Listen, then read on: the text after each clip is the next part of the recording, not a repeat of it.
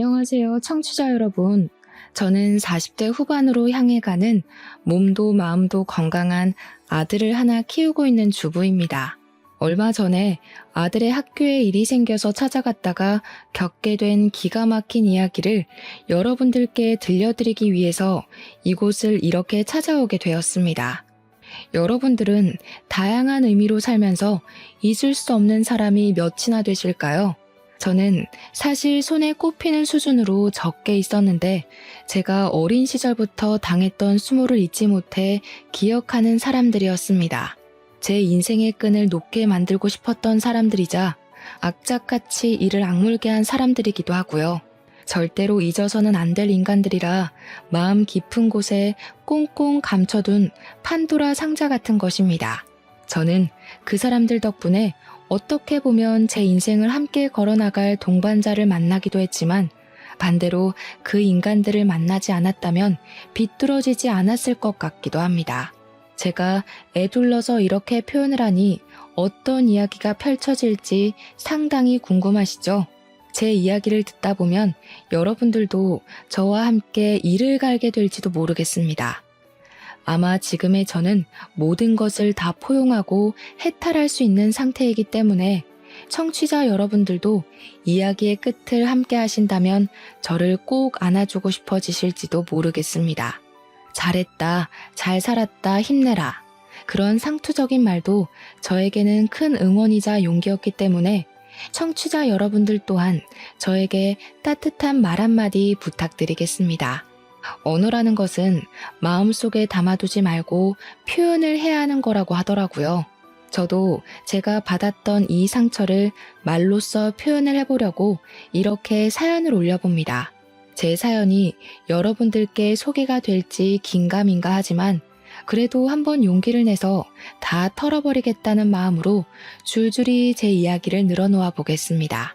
함께 울고 함께 웃어주신다면 더할 나위 없이 이 글을 쓰게 된 저의 용기를 칭찬하게 될 것 같습니다. 그렇다면 지금부터 제 아픈 이야기, 황당한 이야기를 들려드릴게요. 태어났을 때 누구는 금수저를 물고 태어나고 누구는 흙수저를 물고 태어난다고 요즘은 그렇게들 많이 표현을 하더라고요. 어디 아파트에 사냐, 부모님이 무슨 차를 끌고 다니냐, 나라에서 나오는 지원금을 받냐 안 받냐. 그런 걸로 어린 아이들조차도 너는 금수저다, 너는 흙수저다 한다면서요.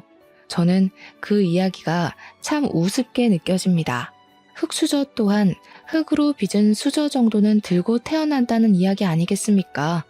저는 그 흙수저조차도 가지고 태어나지 못한 이 세상에 태어나서는 안 될 취급을 받은 아주 불쌍하게 처절한 아이였습니다.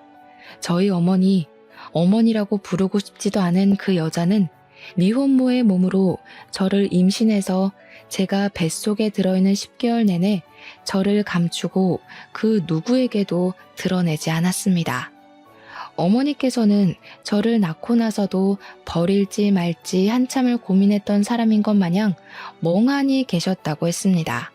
저를 병원에서 낳은 것도 아니었고 아직도 저는 제가 어디서 태어났는지 알 수가 없습니다. 길바닥인지 아니면 허름한 모텔인지 아무도 알려주지 않아서 알 수가 없었죠. 단지 제가 병원에서 태어나지 못했다는 것을 알고 있는 건 제가 이미 태어난 뒤에 구조가 되었다는 걸 어머니에게서 듣고 알고 있기 때문입니다. 어머니는 저를 버리려고 했고 그걸 알게 된 누군가의 신고로 저는 병원으로 이송이 되었고 어쩔 수 없이 보호자가 된 어머니께서 출생신고까지 할 수밖에 없었던 기구한 이야기인 것이죠. 어영부영 저를 떠맡게 된 어머니께서는 저를 챙겨주시다가도 인생의 회의감이 느껴지면 저에게 아무런 신경도 써주지 않았습니다. 아버지라는 사람은 어머니께서 저를 임신하자마자 책임지라고 할까봐 무서워서 어머니의 곁을 떠났다는 이야기만 들었습니다. 그러니까 제 아버지가 누군지 모르고 지냈죠. 가끔은 존재하지도 않은 아버지의 얼굴을 상상으로 그려내면서 그리워하기도 했었습니다. 어머니께서는 제가 말을 하고 배고픔을 입 밖으로 꺼내던 시기가 온 순간부터 저에게 관심을 딱 끊으셨었거든요. 집으로 불러오는 수많은 남자친구들 사이에서 저는 그분들이 가끔 가다가 사주시는 간식들을 기다리며 하루하루를 보내야만 했습니다. 한마디로 정서적으로 상당히 우울감을 가지고 있었고 소극적인 성격이었으며 어머니의 윽박이 무서워 말을 해도 될까 안 될까 고민만 수두룩한 어린 아이였던 것입니다.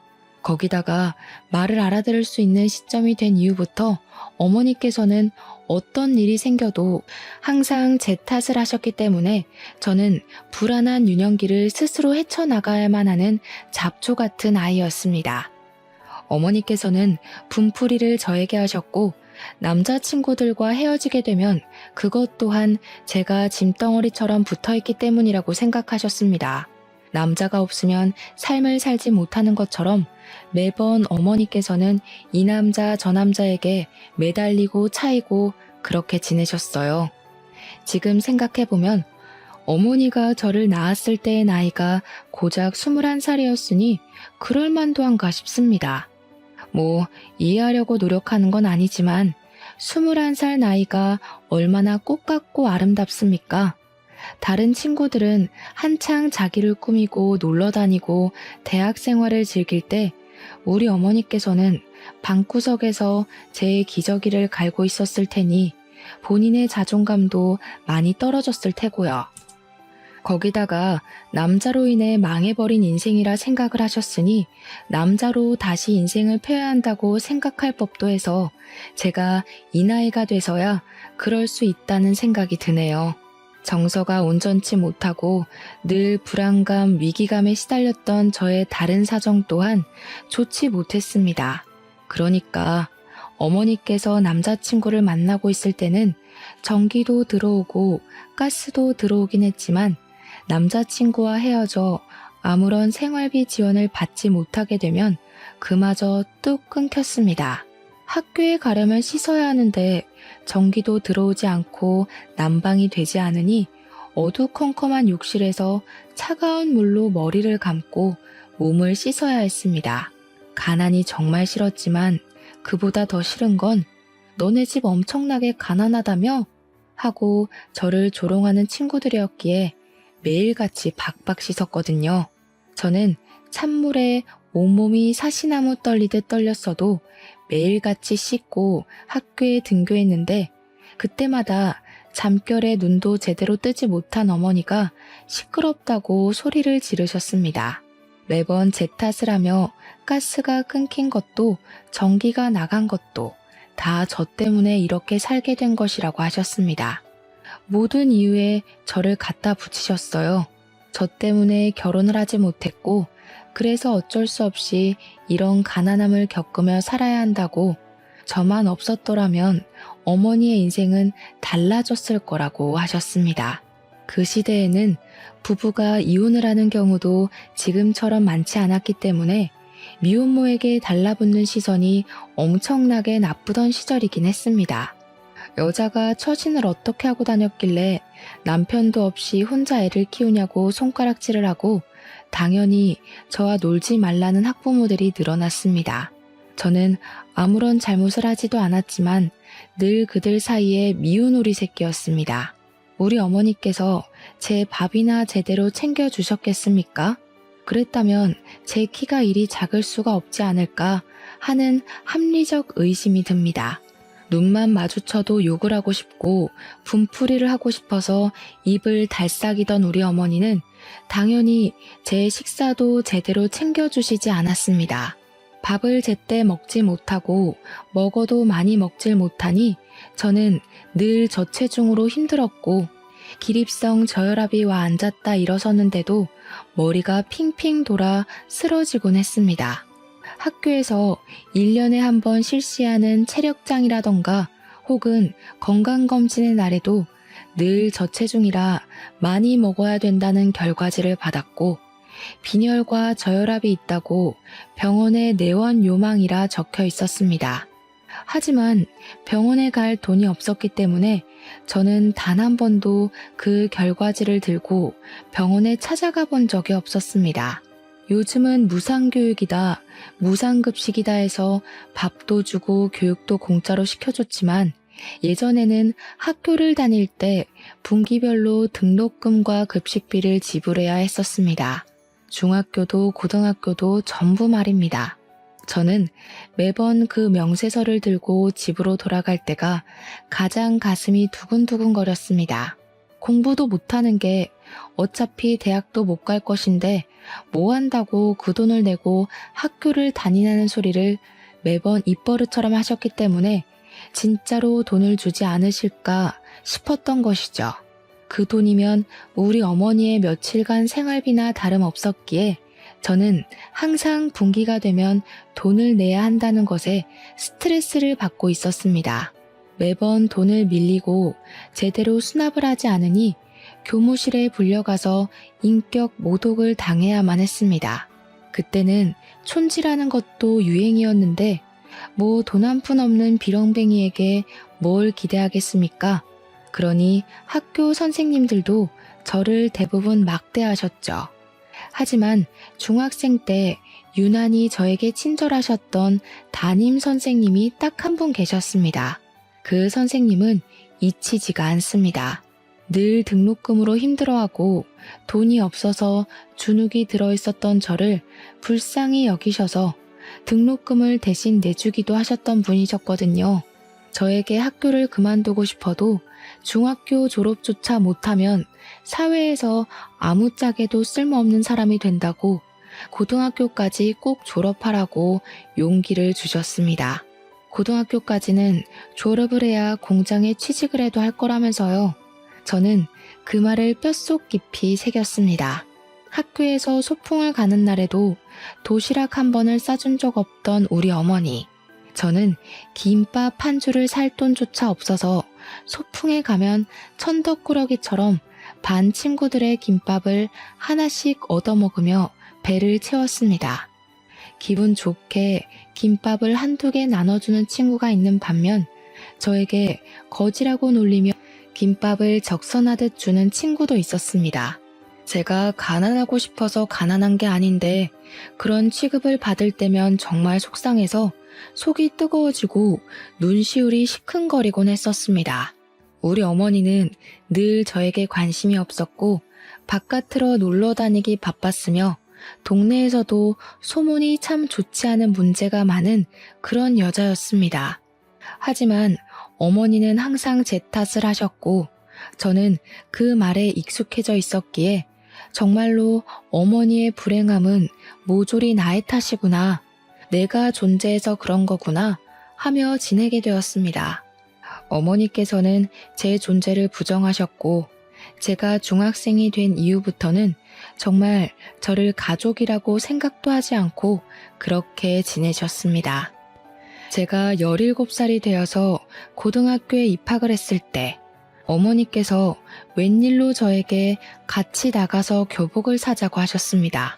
중학생 때도 학교 졸업하는 선배들이 물려주는 교복을 3년 내내 입고 지냈었기 때문에 새 교복을 사준다 하니 정말 날아갈 듯이 기뻤습니다.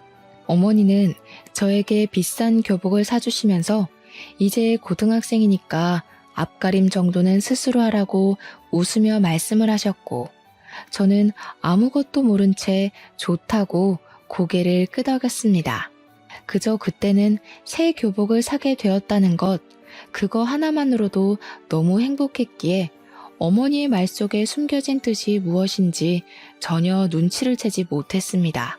그렇게 새 학기를 기다리던 어느 날, 교복을 머리맡에 두고 깊은 잠이 들었는데 다음 날 눈을 떠보니 어머니께서 집에 계시지 않더라고요. 처음에는 그저 어머니께서 아침부터 볼 일이 있으셨나 보다 하고 말았습니다. 가끔 그렇게 일찌감치 사라지시는 날이 있었거든요. 그런데 그날 밤이 되도록 어머니께서는 집에 돌아오지 않으셨고 저는 자고 있으면 알아서 들어오시겠지 하면서 잠을 청하게 되었습니다. 제 예상과는 달리 어머니께서는 그날도 집에 돌아오지 않으셨고 저는 어디 가까운 곳으로 여행이라도 가셨나 보다 하면서 학교를 아무렇지 않게 다니고 있었습니다. 3일이 지나도록 어머니께서 돌아오지 않자 저는 점점 불안해졌고 일주일이 지난 시점에서야 알게 되었습니다. 어머니께서 저를 버리고 혼자서 떠나셨다는 사실 말입니다. 어머니께서 떠나셨다는 걸 자각하게 되었을 때 저는 정말 눈앞이 캄캄해지는 느낌을 받았습니다. 그 전에도 돈이 부족한 생활을 하곤 했지만 정말 1원 한 장 제 손에 쥐어주지 않고 그렇게 떠나실 거라고는 상상도 해본 적이 없었으니까요. 경찰 앞을 정말 몇 번이나 왔다 갔다 했는지 모르겠습니다. 결국 용기를 내어 경찰서에 들어가 우리 어머니께서 가출을 하신 것 같다고 신고를 하게 되었습니다. 경찰들은 귀찮은 걸 떠안았다는 표정으로 저에게 다른 보호자분은 어디에 있냐고 물어보셨고 저는 아버지가 없었기에 다른 보호자는 없다고 이야기를 했습니다. 그 말이 끝나기 무섭게 경찰들의 표정이 바뀌더니 막 분주하게 이곳저곳 연락을 넣고 저에게 집에 같이 가보자고 말씀을 하셨습니다.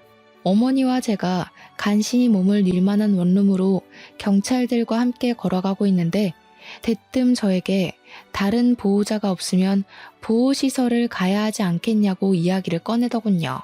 경찰분들이 전화통화를 하던 곳은 제가 임시로 지낼 만한 보육원 같은 보호시설이었던 것이었습니다. 보호시설이 요즘은 시설도 좋고 전문적인 선생님들이 상주하고 계시지만 그때 당시에는 그렇지 못했습니다. 시설도 나빴지만 무엇보다 나쁜 원장이 참 많았고 아이들을 상대로 앵벌이를 시킨다던가 무급으로 노동을 시킨다던가 하는 일이 생각보다 꽤 많았습니다. 한마디로 지금보다 더 나쁘면 나빴지 좋을 상황은 아니라는 생각이 들어서 저는 보육시설에 가고 싶지 않다는 생각이 번쩍 들었습니다. 정말 너무너무 무서웠습니다.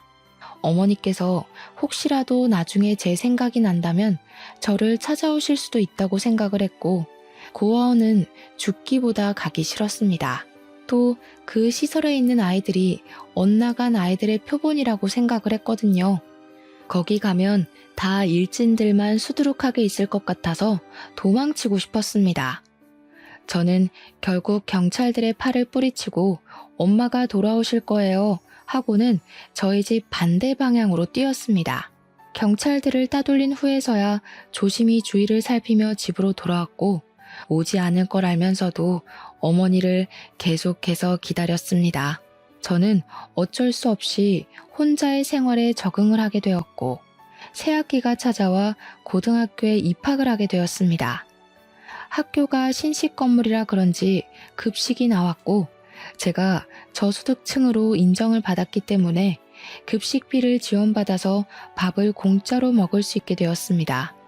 급식이 부실하긴 했지만 집에 있어 봐야 내내 굶으니까 학교에서 주는 밥을 배불리 먹으려고 욕심을 부려 급식을 먹기도 했습니다. 저의 그런 모습을 보고 학교 선생님들도 동급생들도 저를 거지라고 놀리기 시작했고 자연스럽게 왕따가 되었지만 몇 년을 겪었던 일이기에 대수롭지 않게 생각했습니다. 점심을 배불리 먹을 수 있다는 것만으로도 학교 생활이 무척이나 즐거웠거든요. 어머니께서 집을 나간 뒤로는 정말 흰죽도 못 얻어먹는 신세가 되어 저녁은 항상 굶거나 수돗물로 배를 채워야만 했습니다. 동급생 여자애들은 저를 무시하기 시작했는데 그 중에 유독 민지라는 여자아이가 저를 그렇게 괴롭히고 못살게 굴었습니다. 여자아이들의 따돌림이라는 게 그냥 욕이나 하고 무시나 하고 그 정도로 가벼울 것 같다고 생각하시는 분들이 대부분일 텐데요.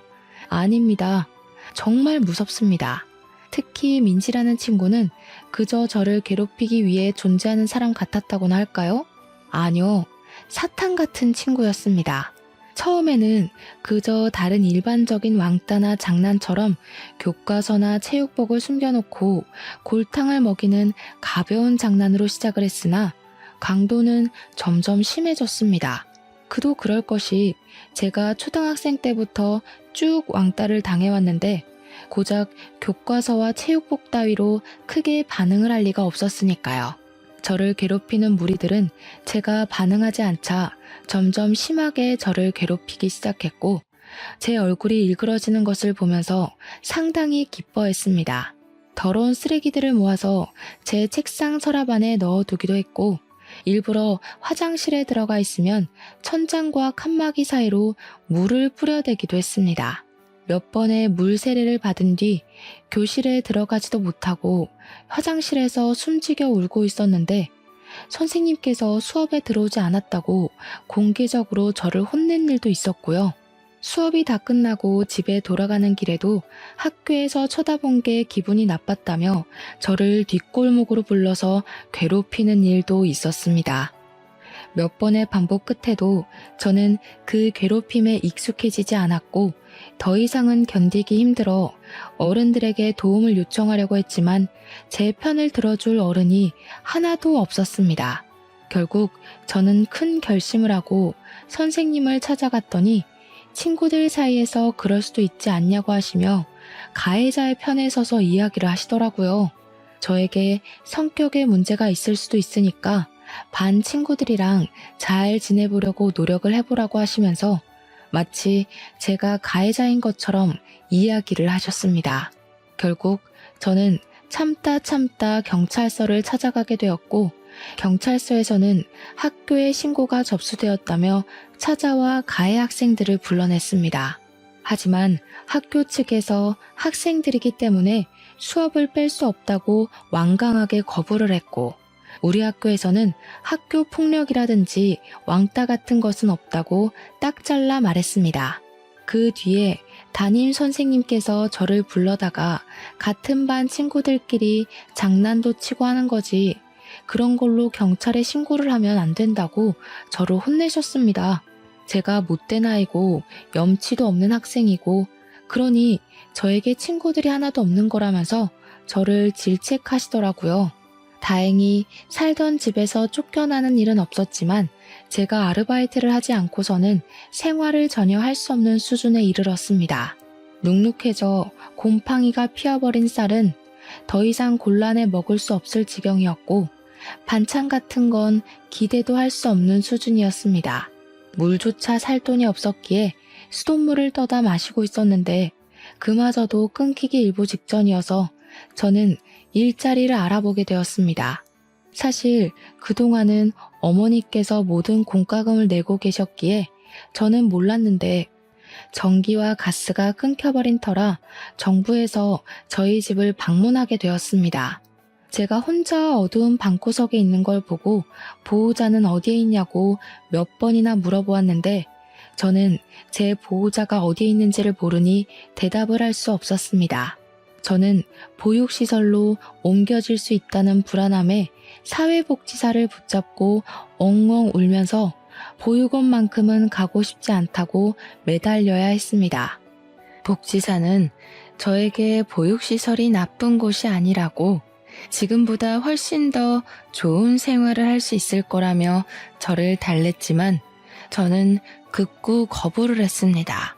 갖은 핑계를 다 대면서 혹시라도 돌아올 어머니를 기다리고 싶다고 이 집으로 분명 돌아오실 거라고 필사적으로 보육시설에 가는 것을 거부했습니다. 결국 복지사는 주민센터와 연계해서 저를 지원해 줄 수 있는 국가법이 있나 찾아보기 시작했고 저는 그제야 제가 몰랐던 사실 하나를 알게 되었습니다. 등본을 떼어보니 저와 어머니가 완벽하게 세대 분리가 되어 있더라고요. 그러니까 저희 어머니는 저를 버리고 떠나서 재혼을 하시고 살림을 차린 것입니다.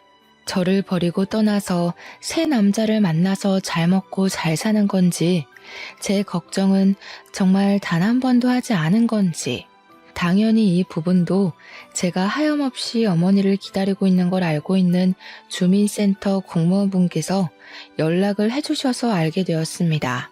제가 혼자 너무 힘들게 생활하고 있으니 몰래 우리 어머니를 찾아서 연락을 했는데 어머니께서 딱 잘라 말씀하셨다고 하더라고요. 자기에게는 딸 같은 거 없다고.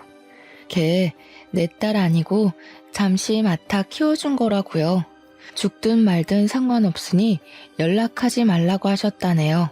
저는 완벽하게 버려졌다는 기분을 처음으로 느끼게 되고 완전히 자포자기를 하게 되었습니다. 저는 학교 생활을 제대로 하지 못했기 때문에 늘 전교 꼴찌했고 그걸 알게 된 민지는 제 성적표를 반 친구들과 돌려보며 저를 조롱했습니다. 비렁뱅이 새끼가 공부까지 못하면 진짜 제대로 인생 망한 거 아니냐고 깔깔거리면서 친구들이랑 저를 놀려대는데 정말 부끄러웠습니다. 제 교과서를 찢으면서 공부도 못하는 게 이런 게 필요하긴 하겠냐고 쓰레기통에 버리기도 했습니다. 민지는 소위 말하는 일진이라는 선배 오빠들과 어울려 다니면서 오토바이를 타고 폭주족 흉내를 내고 담배를 태우고 술을 마시기도 했습니다. 제가 편의점에서 일을 하는 것을 알게 된 민지는 학교가 끝이 나면 제가 일하는 편의점에 찾아와서 담배를 내놓으라고 저를 협박하기도 했습니다. 저는 절대로 줄 수 없다고 말렸지만 제 머리를 툭툭 치면서 비렁뱅이는 시키는 일이나 똑바로 하라고 모욕을 주더라고요. 결국에는 일진 오빠들까지 데리고 와서 저를 위협하며 협박을 했고 저는 울면서 사정했지만 결국 담배를 강탈당하고 말았습니다. 거기서 조용히 넘어갔으면 행복한 결말이었을지 모르겠지만 세상은 항상 제 편을 들어주지 않았습니다. 그들이 길거리에서 담배를 피우다가 신고를 당하게 되었고 경찰이 조사를 하다가 저희 편의점까지 찾아오게 된 것입니다. 당연히 편의점은 영업정지를 당하게 되었고 화가 나신 점주님은 저에게 일방적인 해고 통보를 내렸습니다. 저는 어쩔 수 없는 일이었다고 변명을 했지만 어른들의 사정에 제 이유 따위는 중요하지 않았던 것이죠. 점주님은 저에게 영업 손실까지 책임을 지라고 돈을 내놓으라 하셨습니다. 저는 얼마 되지 않는 돈이지만 적금을 부었던 통장을 깨서 점주에게 고스란히 바쳐야 했습니다. 저는 악착같이 신문 배달을 하고 패스트푸드점이며 제가 할 수 있는 일은 빠짐없이 다 하면서 일을 하고 하루하루를 버텨나갔습니다. 고등학교 2학년이 되고 나서 민지와 드디어 다른 반으로 갈라지게 되었고 저는 학교 생활에 한 줄기 빛을 본 듯한 기분이 들었습니다. 물론 다른 학교로 떨어진 것은 아니니까 언제든지 저를 찾아와서 괴롭힐 수 있다고 생각을 했지만 쉬는 시간만 잘 피해 다니면 되겠다고 생각을 했습니다. 저는 행복한 상상을 하며 지내고 있었는데 어느 날 집주인분께서 저를 찾아와 전세금 300만 원 올려달라고 하셨습니다. 당장 300만 원이 어디에 있겠냐고 사정사정을 했지만 3개월밖에 시간을 더 주지 못한다고 돈이 없으면 지금이라도 집을 빼서 나가라고 하더라고요. 저는 하늘이 무너지는 듯한 기분이 들었지만 3개월 동안 300만 원을 모으지 못할 이유가 없다고 생각해서 다음 날부터 바로 인력센터로 출근했습니다. 공사장 막노동이라도 좋으니 돈을 벌 수 있게 해달라고 빌었고 건물 청소부터 택배 상하차까지 미친 듯이 일을 했습니다. 그 결과 2달이 조금 넘는 시간 만에 300만 원을 모아 집 주인분께 전세금을 드릴 수 있었습니다. 그리고 학교에 등교를 하니 담임 선생님이 저를 교무실로 불러서 뺨을 세게 치시더라고요. 선생님께 맞았다는 생각에 귀가 멍해지고 눈앞에 별이 반짝하는 것 같았습니다. 제가 두 뺨을 감싸고 선생님을 보자 씩씩거리며 말씀을 하시더라고요. 학교가 장난이야? 네가 나오고 싶으면 나오고 안 나오고 싶으면 안 와도 되는 놀이터야? 어? 이 새끼가 아주 이렇게 난장판으로 학급 분위기 조성할 거면 자퇴를 해. 저는 정말 너무나도 속상했습니다. 다른 이유도 아니고 의식주를 해결하기 위해서 학교를 나오지 못한 것인데 저를 문제아 취급을 하니까요. 하지만 악몽은 거기서 끝나지 않았습니다. 제가 새로 구한 아르바이트가 2층에 있는 파스타 집이었는데 저녁밥도 해결할 수 있고 생각보다 월급도 짭짤해서 마음에 드는 일자리였습니다. 그런데 그 건물 3층에 주점이 들어와 있었거든요. 제가 파스타집에서 마감 아르바이트를 끝내고 집으로 돌아가는데 그걸 민진의 일당이 목격을 한 것이었습니다. 간판이 꺼진 파스타집에서 나온 거라 생각하지 않고 제가 주점에서 일을 했다고 생각을 한 건지 학교에 이상한 소문을 내기 시작한 것입니다. 당연히 학교는 뒤집어졌고 저는 파스타집에서 아르바이트를 한 것이라고 속상함을 토로했습니다. 하지만 제 말을 믿어주는 사람은 아무도 없었습니다. 저를 믿지 못한 담임 선생님은 파스타집까지 찾아오셨고 제가 실제로 그곳에서 아르바이트를 하고 있다는 걸 보고 나서야 믿어주셨죠. 이미 소문은 전교생들에게 다 퍼져 있었고 저는 일일이 그 친구들을 찾아가서 주점에서 일을 하는 게 아니라고 해명을 할 수가 없었습니다. 결국 학부모의 항의 전화가 걸려오고 학교에서는 저에게 학교의 이미지를 실추했다고 하며 자퇴를 권유했습니다. 저는 죽어도 졸업장을 받고 싶다고 했지만 그러면 강제 전학을 보내겠다고 했어요. 저는 결국 고등학교 2학년이 되어서 학교를 그만두고 말았습니다. 저는 희망을 잃지 않고 계속해서 일을 하며 쉼없이 버텨냈고 20살이 되었습니다. 취직을 하고 싶었지만 내세울 게 없고 고등학교마저 중퇴이니 취직을 할 수 없었습니다. 저는 아르바이트를 전전긍긍하며 난방 올 때도 찬기가 가시지 않는 반지하 단칸방에서의 삶을 벗어나지 못하고 있었습니다. 그러다가 모르는 번호로 전화가 걸려와 받게 되었는데 제 계좌가 범죄의 연루가 되어서 지급 정지 처분을 받게 되었다며 웬 검사라는 사람이 전화를 했더라고요. 그럼 저는 어떻게 하냐고 했더니 통장에 있는 돈을 검찰청에서 관리하고 있는 계좌로 이체를 하라고 시키는 게 아니겠습니까? 저는 너무 놀라기도 했고 제 돈이 불법 자금에 연루가 되었다고 하니 무섭기도 해서 그 검사가 시키는 대로 바로 이체를 했습니다. 다들 예상하셨다시피 그 전화는 보이스피싱 전화였고 저는 정말 제 평생을 모아온 돈 800만 원을 그 전화 한 통화에 전부 잃게 되었습니다. 비어버린 제 통장 잔고를 확인했을 때 경찰서에 찾아가 울면서 제 돈 돌려달라고 외쳤으나 난감해하던 수사관님을 보았을 때 저는 정말 죽고 싶다는 생각 외에 아무런 생각도 들지 않았습니다. 저는 왜 이런 운명을 달고 태어나서 이렇게 불쌍하고 기구하게 살아야 하나 엄청 슬펐습니다. 저는 결심을 했습니다. 인생을 끝내기로요. 한강에서 이때까지 살아온 모든 삶을 포기하기로 마음먹고 다들 많이 오른다는 한강다리 정 가운데에 서서 해가 지는 노을을 바라보며 뛸 준비를 마쳤습니다. 어디에서 보니까 머뭇거리다가는 사람들이 말린다고 하기에 결심이 서자마자 난간을 밟고 재빠르게 뛰어내리려고 하는데 누가 뒤에서 저를 끌어안고 힘으로 난간에서 떼어놓더라고요. 죽기로 마음을 먹은 저는 초인적인 힘을 발휘해 난간을 뛰어넘으려고 애를 썼지만 그 남자의 힘에 밀려서 나자빠지게 됐습니다. 내가 죽겠다는데 당신이 뭔데 나를 방해해. 아직 고등학생 같은데 뭐 때문에 벌써 삶을 끝내려고 하는 거야.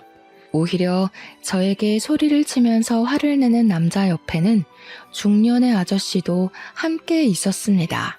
둘이 부자지간으로 보였는데 남자는 계속해서 저에게 고등학생이 하면서 화를 내더라고요.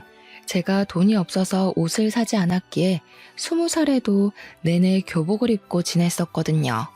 이렇게 사느니 그냥 죽는 게 낫다고요.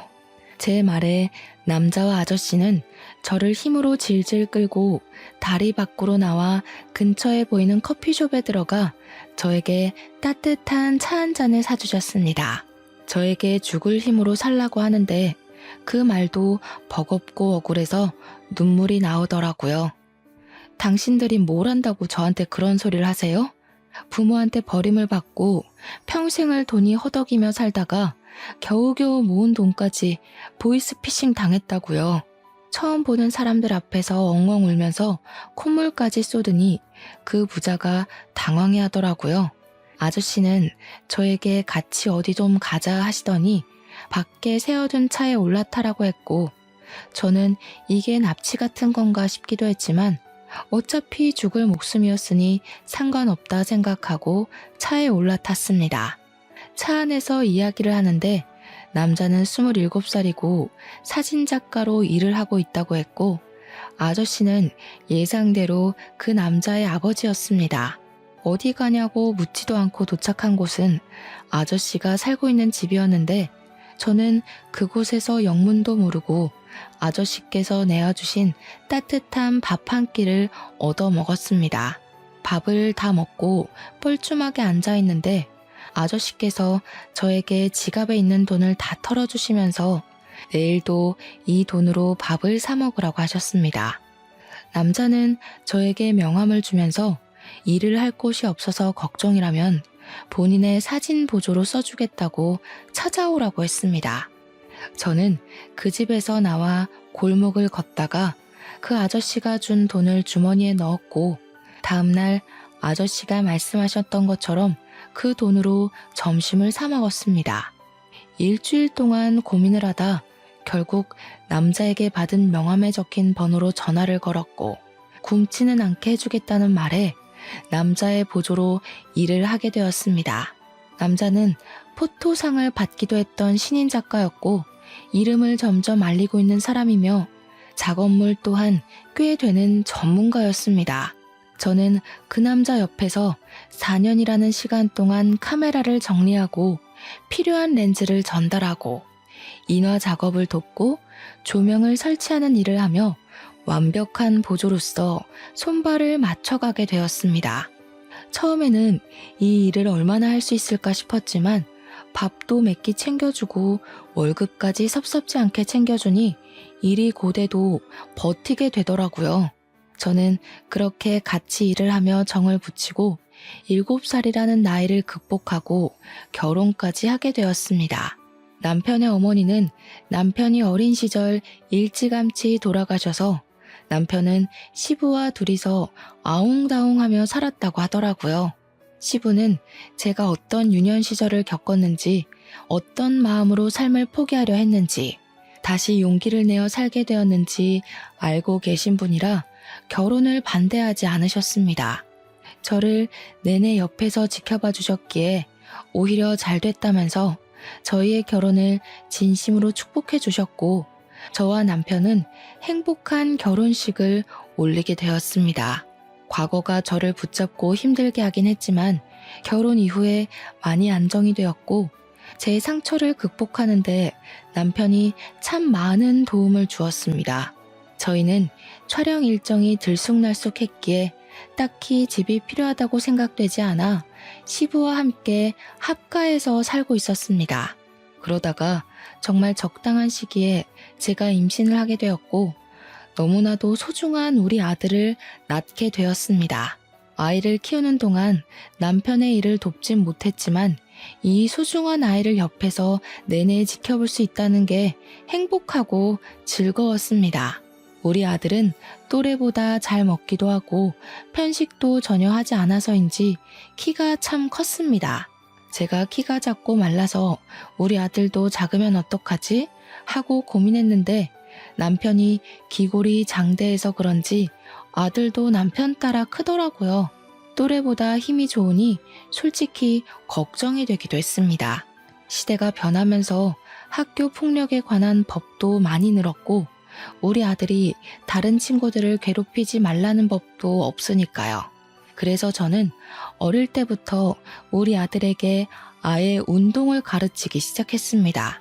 운동을 배우면 힘을 어떻게 사용해야 할지 스스로 깨칠 것 같아서 가르쳤는데 우리 아들이 운동에 정말 소질이 있어서 어릴 때부터 대회에 나가서 상도 받고 하더라고요. 태권도, 검도, 합기도를 시키고 12살 때부터는 아예 유도까지 정식으로 가르치기 시작했습니다. 15살이 되었을 때는 복싱을 배워보고 싶다는 아들의 말에 프로복서가 운영하는 운동장에 아들을 등록시켜서 복싱을 가르치기도 했습니다. 무럭무럭 자란 우리 아들은 17살이 되어 고등학교에 진학을 하게 되었는데 생전 문제 한 번 일으킨 적 없었던 아들이 어느 날 큰 사건에 휘말리게 되었습니다. 집에서 시부와 함께 점심을 차려 먹고 쉬고 있는데 학교에서 전화가 걸려온 것이 아니겠습니까? 우리 아들이 폭력 사건에 휘말려서 지금 학교로 오셔야 할 것 같다는 담임 선생님의 전화였습니다. 놀래서 남편까지 호출해서 학교에 달려갔는데 알고 보니 우리 아들이 같은 반 일진 같은 친구가 약한 친구를 괴롭히고 있어서 하지 말라고 말리는 과정 중에 시비가 붙어 싸우게 된 것이었습니다. 학교 선생님들도 평소 수업 태도가 좋은 우리 아들의 편을 들었고 사건의 전말을 다 알고 있어 일진 친구를 전학 보내기로 결정을 내렸다고 하더라고요. 하지만 일진 학생 부모가 학교에 찾아와서 자기 아들이 맞았으니 피해자인데 왜 우리 아들이 전학을 가냐고 난동을 부리고 있다는 겁니다. 저는 일단 우리 아들이 일진 학생과 싸웠기에 이야기를 나누려고 갔는데 거기에는 왕따를 당하던 학생네 부모님도 같이 자리를 하고 있더라고요. 일진 학생의 부모 얼굴을 보는데 이상하게 얼굴이 낯이 익은 게 아니겠습니까? 그 순간 딱 기억이 나더라고요. 네, 바로 민지였습니다. 지금 우리 아들을 때려놓고 뻔뻔하게 얼굴을 들고 나타나? 너 혹시 땡땡 고등학교 나온 강민지 아니니? 그러니까 저를 빤히 보더니 기억해내고는 기가 막히다는 듯이 웃더라고요. 그 순간 피해자 학생의 부모가 소리를 쳤습니다. 뻔뻔하게 우리 아들을 괴롭힌 놈이 피해자라고 나서는 게 어이가 없어 정말. 이러는 거 쪽팔리지도 않아요? 지금이 어느 시대인데. 너 학교 다닐 때도 그렇게 일진 짓거리를 하고 담배 피우고 오토바이 타고 하더니 변한 게 하나도 없구나. 뭐? 뭐가 어쩌고 어째? 담배를 피우고 오토바이를 타요? 우리 와이프가? 순간 민지가 사색이 되어서 입을 합 다무는데 민지 남편이 민지를 확 째려보면서 말을 하더라고요. 학교 다닐 때 조신하게 공부만 했다고 그래서 유학도 갔다 왔다고 하더니 생양아치였다고? 제가 누굴 닮았나 했더니 이것은 사기꾼 아니야? 그러면서 갑자기 민지네 부부가 부부싸움을 시작하는 게 아니겠습니까? 피해자 학생 부모와 저희 부부 모두 어이가 없었죠. 민지가 오해가 있다면서 자기가 다 설명할 테니 시부모에게는 비밀로 해달라고 남편에게 사정사정을 하는데 제가 이때다 싶어 폭로를 이어나갔습니다. 오해는 무슨 오해야. 너 내가 일하던 편의점에 와서 담배 내놓으라고 난리쳐서 영업 정지까지 먹였잖아. 제 말에 민지 남편이 거칠게 넥타이를 풀면서 쪽팔려 죽겠다고 소리를 치더라고요. 그러던 와중에 교무실에 웬 노부부가 나타나서는 민지 아들한테 달려가 우리 손주, 귀한 우리 손주 얼굴 누가 이렇게 만들었냐고 침 튀기며 소리를 지르더군요. 제 아들의 멱살을 잡은 할머니가 네가 우리 손주 때린 거냐고 난리를 치는데 남편이랑 저랑 기가 막혀서 빤히 바라보았습니다. 그런데 정말 다시 생각해도 너무 소름 끼치고 어이가 없네요. 그 할머니가 글쎄 저를 버리고 떠난 제 친모이지 뭡니까? 엄마? 순식간에 찬물을 끼얹은 것 마냥 조용해지고 친모는 저를 보더니 손을 벌벌 떨면서 얼굴이 시퍼렇게 질리더군요. 제 남편도 어리둥절해서 저를 바라보는데 보아하니 친모랑 재혼한 남자의 아들이 민지의 남편인 것이었습니다. 교무실은 완전히 난장판이 되었죠. 저 사람이 너 버리고 갔다는 그 친모? 하루아침에 가출을 하더니 딴 남자랑 재혼해서 나 같은 거 모른다고 했던 그 친모. 이게 다 무슨 소리야? 딸아이 하나 있던 거 전 남편이 데려갔다고 하지 않았어? 그래서 우리 아들을 친자식처럼 생각하고 싶다고 그랬잖아. 그들의 막장 이야기를 듣다 보니 상황이 모두 정리가 되더라고요. 민지는 제 남편에게 요조 숙녀인 척 연기를 했고 날라리처럼 행동했던 지난 과거를 전부 청산하고 시집을 간 것이었습니다. 친모는 전 남편에게 저를 빼앗기고 상심이 큰 엄마 역할을 하며 새로 생긴 새 아들에게 현모양처 코스프레를 하면서 헌신을 다하고 있었던 것이고요. 하필이면 민지 아들이 큰 사고를 치는 바람에 판도라의 상자가 열려버린 거죠. 저는 그 태풍 한가운데 있는 태풍의 눈이었고요. 민지고 친모고 저에게 매달리며 오해 좀 풀어달라고 하는 거 저는 싹 무시하고 그들이 알고 싶어하는 진실을 알려주었습니다. 민지 쟤는 일진이었고 술 담배는 기본으로 했죠. 양아치 오빠들이랑 어울려 다니면서 오토바이를 탔고요. 저를 엄청나게 괴롭혀서 자살까지 생각했었어요. 저기 제 엄마는 제가 고등학생이 되자마자 인사도 없이 저를 버리고 떠나서는 복지사들이 찾아가자 저 같은 거 모르는 아이라고 친자식 아니라고 부정했고요. 저는 엄마 때문에 돈 한 푼 없이 학교도 제대로 졸업 못했고요. 몇 번이고 죽고 싶었습니다. 교무실에서 배신당한 두 남자의 투닥거림이 시작되었고 곧 욕설이 난무하는 난장판이 되었습니다. 학교에서는 골치 아파하며 결국 민지의 아들을 전학 보내는 것으로 마무리 짓기로 했고요. 그 이후에 친모와 민지가 제 연락처를 어떻게 알았는지 연락이 와서는 저 때문에 둘 다 이혼하게 생겼다고 저를 원망하더라고요. 그게 왜 저 때문이겠어요? 자기들이 과거에 못된 짓 한 만큼 벌 받는 거죠. 저는 그들에게 비웃음을 실컷 날려주며 차단을 걸어버렸습니다. 증거가 없어서 소송전을 펼치진 못했지만 그들도 똑같이 가정에 버림받고 멸시받게 되었으니 아주 쌤통이라 생각합니다. 저는 덕분에 속도 너무 시원하고요. 지금은 우리 아들, 우리 남편, 그리고 시부까지 함께 살면서 너무나도 행복하답니다. 여러분들은 제 사연 어떻게 들으셨나요? 정말로 시원하지 않나요? 여러분들도 속에 묵혀놓은 이야기가 있다면 다 꺼내어 말하는 건 어떨까요? 그럼 저처럼 속이 뻥 뚫리는 경험을 해볼 수 있을 거예요. 아무튼 제 이야기는 여기서 끝입니다. 들어주셔서 정말로 감사합니다.